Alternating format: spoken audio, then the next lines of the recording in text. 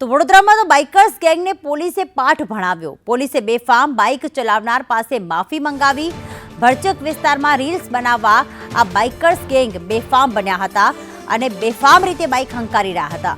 વાહનો ઓવરટેક કર્યા બાદ અપશબ્દો પણ બોલતા હતા, જેમાં આફતાબ શેખ, હર્ષ, પ્રેમ પવાર, પ્રીત પરમાર ઝડપાયા છે। 4 બાઇકર્સને પકડીને રાવપુરા પોલીસને હવાલે કરવામાં આવ્યા અને પોલીસે તેમને પાસેથી માફી મંગાવી હતી। તેમને કાયદાનો પાઠ ભણાવ્યો હતો।